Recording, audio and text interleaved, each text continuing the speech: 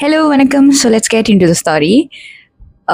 ஒரு கப்பல் இருக்காங்க. So the husband is bringing the wife to an exhibition.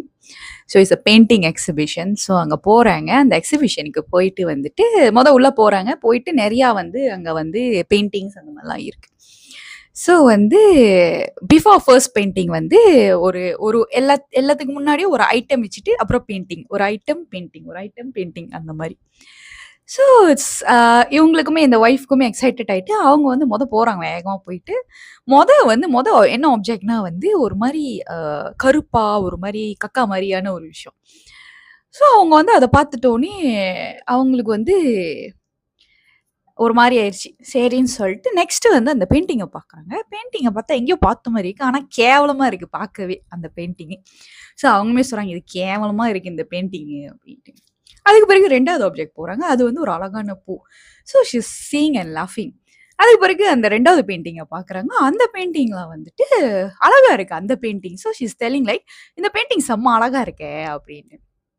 அதுக்கு பிறகு 3வதா ஒரு பேபியோட ஃபோட்டோ அழுவுற மாரி. உடனே இவங்களுக்கு அழுகை வந்துருச்சு. 3வது பெயிண்டிங்க பார்க்குறப்ப லிட்ரலி ஏற்கனவே பார்த்த மூஞ்சி மாரி தான் இருக்கு. பட் தென் இட்ஸ் கிரையிங் அப்படின்ட்டு. அண்ட் தென் 3வது இந்த மாரி நடந்த பிறகு she is complaining to the husband saying, "நீ எதுக்கு எங்க கூட்டிட்டு வந்தீங்க? நல்லாவே இல்ல. கேவலமா இருக்கு எல்லாம் பெயிண்டிங்ஸ்" அப்படின்ட்டு. அப்புறம் அவங்க ஹஸ்பண்ட் சொல்றாரு, "ஏய் நல்லா உத்து பாரு. அது பெயிண்டிங்கே கிடையாது. அது கண்ணாடி. உன் மூஞ்ச பார்த்து நீயே துப்பிக்கிட்டு இருக்கியா?" அப்படின்ட்டு. ஸோ இவங்க சொல்றாங்க, "இவ்ளோ கேவலமாவா இருக்கு?" அப்படின்னு சொல்றாங்க. தென் த ஹஸ்பண்ட் சொல்றாங்க, "தெரியுதா நான் எப்படி வாழ்ந்துட்டு இருக்கேன்ட்டுன்னு" அப்படின்னு. So that's the story. So joke it's just a joke abort.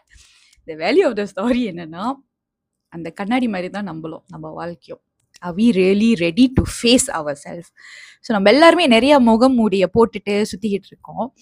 But then to உண்மையிலே நம்ம யாருன்னு நம்ம பார்க்குறப்ப தான் நம்மளுக்கே ஷாக் ஆகும். ஐயையோ! நம்ம இப்படிலாம் இருக்குமான்னு. நானே நிறைய சமயத்துல என்னை பார்த்து நானே நிறைய ஷாக் ஆயிருக்கேன்.